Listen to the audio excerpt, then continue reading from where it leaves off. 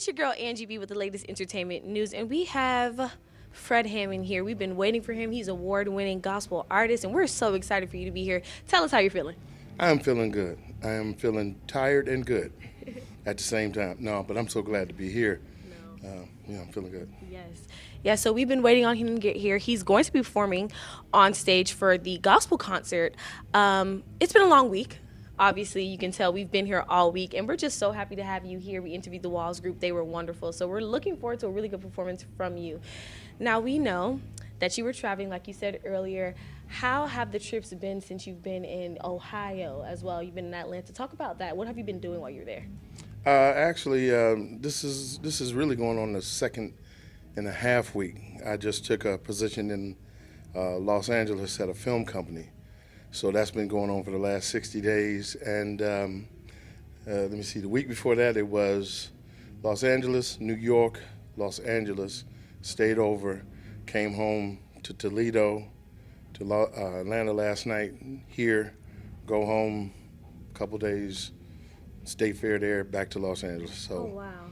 Oh, yeah, you're busy. You're a busy man. Oh, man. Oh, gosh. Okay, we understand now. Mm-hmm. We want to talk a little bit about how you had an interview, and it touched on how you were aborted, where you were getting ready to be aborted, and it not aired, but it went viral maybe 6 years after you did the video. So we want to talk about that a little bit. Can you tell us a little bit about the story? Yeah, my mom made a mistake. She was married to a young man. She was married to a gentleman, and they weren't clicking. And my father was married. He was a pastor, and she knew how the church was. They got together, and she knew how the church was, and she went to have an abortion. And back in the Stone Ages, when I was born, 1960, abortions were illegal, but they had a procedure that they could do, and it was 90% chance that it would happen.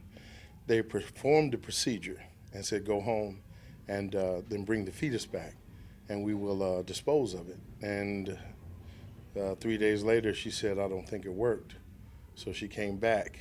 They looked in and said, yeah, it's still in there. And we'll get it this time. And then that's when she got up. She felt like God was going to take her life if she did it, and she ran out. So it was that, and I'm, ta-da. Wow. That's a story. Wow, we really appreciated that. When I watched the interview immediately, I said, wow, it aired 6 years after. It went viral 6 years after on social media, and I feel like that's just so important in this day and age, because social media is such a really big platform for just anybody trying to make it. And I want you to talk about a little bit how you can use social media to become the person you're supposed to become, or to gain that platform.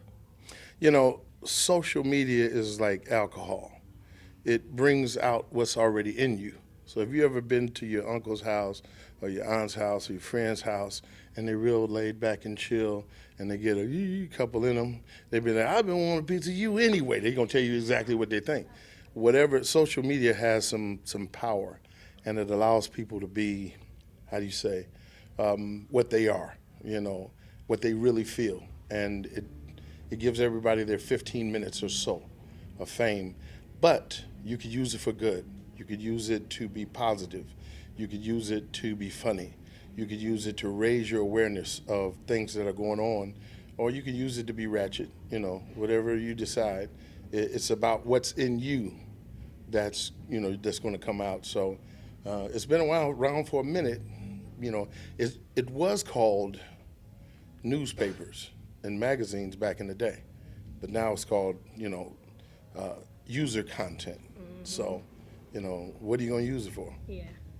I like that. We want to thank you so much for coming to FAMU's homecoming. We want to thank you for sharing your story, and we want to thank you for being here. And you said what earlier? You said what?